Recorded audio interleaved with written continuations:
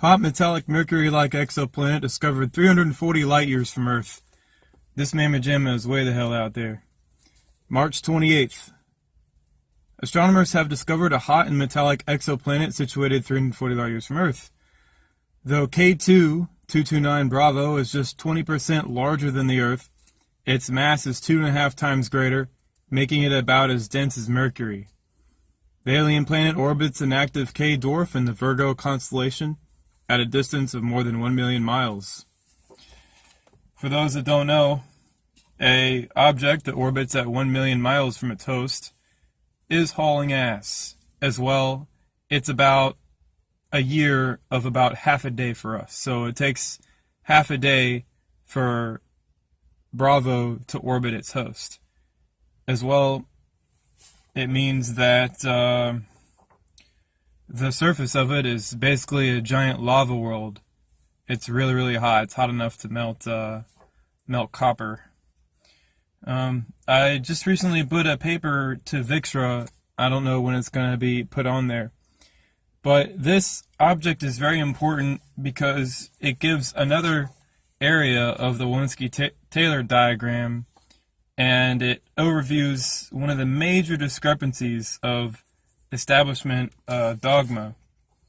And that major discrepancy is their aging of these objects. Now, in stellar metamorphosis, star evolution is planet formation. Everybody knows that. They're the same objects. But to force the bright, hot, young stars to be as old as the highly evolved stars that aren't bright, that are rocky and are extremely evolved and have life on them, to force those two to be the same age, I think is the biggest blunder ever in the history of astronomy.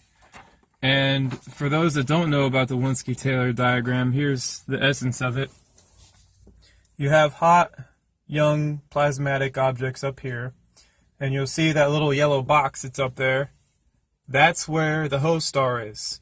And you move all the way down the diagram, and you'll see, let me make sure I get this in there.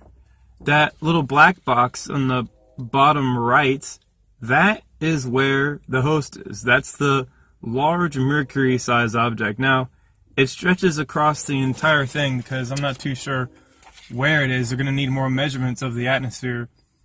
But my best guess is that it's basically a dead world.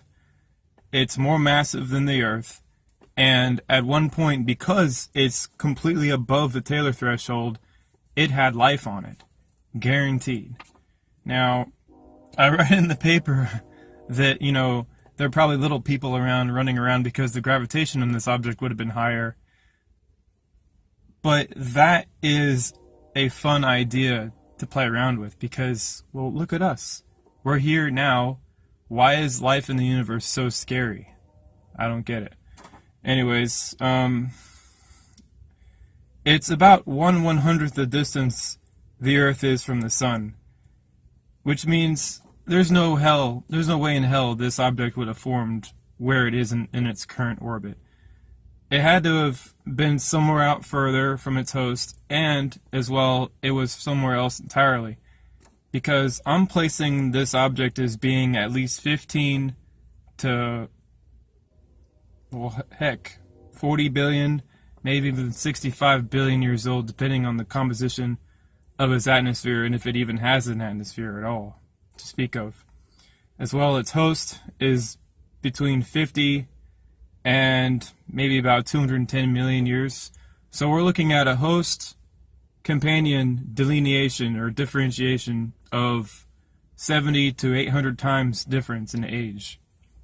So the fact that astronomers place K2-229, the host, as being 5 billion years old, where ocean worlds would be right there, shows you they're using a theory that doesn't explain reality very well. They're still going off the Big Bang Theory, which isn't a theory at all. I mean, all of existence being the size of a small fruit?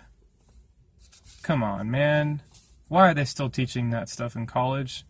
It's clearly completely... I don't want to say it. But anyways, I put this paper on there, and I'll link the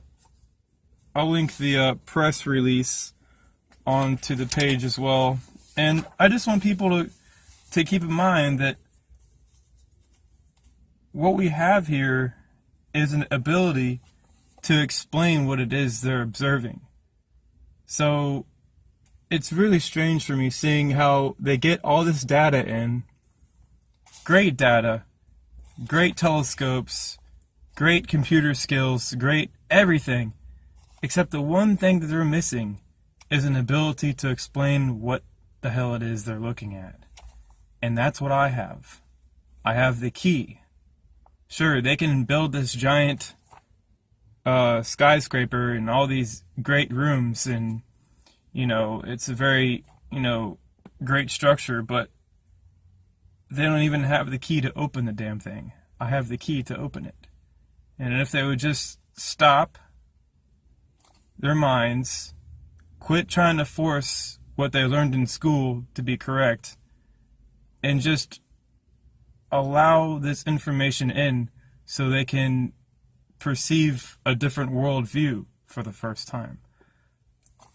But seeing from what I've seen, I don't think astronomers, I don't think they're ever going to really get it. It's been almost 7 years already. I thought this would be common knowledge already. But still, it takes forever for something like this to go mainstream, as I've been learning. Anyways, enough of my rambling. I'll post these papers to the bottom of the page. And yeah. All right, y'all.